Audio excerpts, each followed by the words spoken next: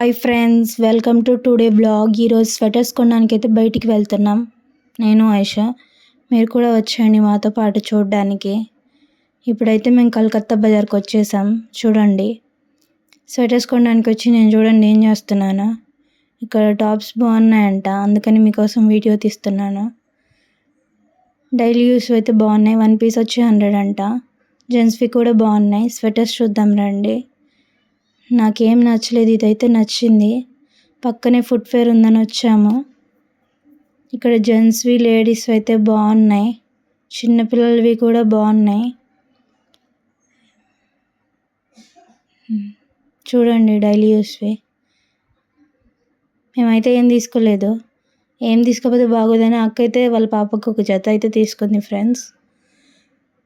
మేమైతే బయటకు వచ్చేసాము. ఇంకా ఐషు అలిసిపోయిందంట, అందుకని జ్యూస్ తాగుతుంది.